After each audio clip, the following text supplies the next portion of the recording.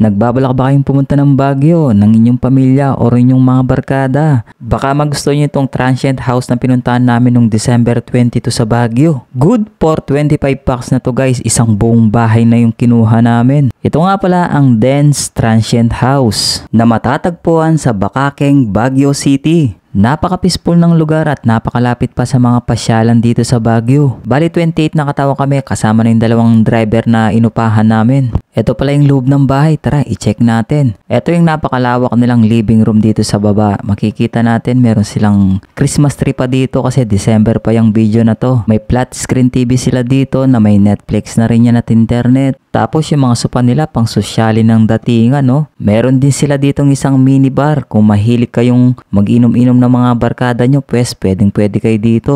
At bago natin puntahan yung ibang parts ng bahay at kung bago ka pa lang dito sa aking page, paki-follow naman po yung aking Facebook page para lagi kayong updated sa aking mga mini vlog. Paki-comment na rin kung taga saan kayo para ma-shoutout ko kayo sa susunod kong vlog. Punta naman natin yung second floor ng bahay kung saan nandito lahat halos yung mga rooms or tulugan nila. Bali dito sa taas ay may 3 kwarto tapos isang attic. Itong unang kwartong pupuntahan natin or titignan natin, kasyang-kasya dito yung 9 na katao. Ang nagustuhan ko nga dito sa bahay na to yung wood style nila. Nakaka-relax kasing tignan. Ito guys yung unang kwartong pinuntahan natin. Kasya dito yung 8 to 9 packs dito. Kung napansin nyo guys, medyo pagod pa yung mga kasama natin kasi kakarating lang namin dito. Bali 2 pamilya pa lang yung nandito sa kwartong to. Tapos paglabas mo dito sa room nila, ito makikita mo yung napakalawak nilang living area dito sa baba, oh. Ang gandang tignan. Tara, punta naman natin yung iba pang rooms dito. Tuwang-tuwa nga yung mga bata kasi napakalaki daw ng bahay na tinuluyan namin.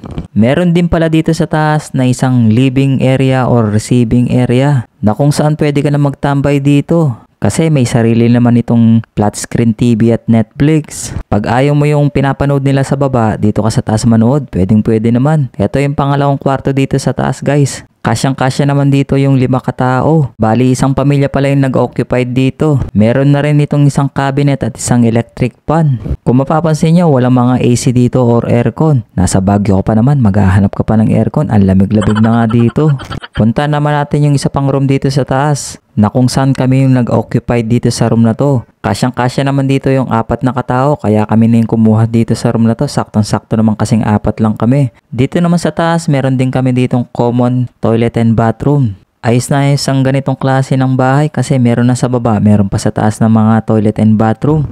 Napakaluwag pa ng toilet and bathroom nila dito. Ito pa yung isang maganda dito sa bahay na to guys, meron siyang attic. Bali dito pala matutulog yung 2 driver na nirentahan namin. Saktong-sakto para sa kanila tong attic na to.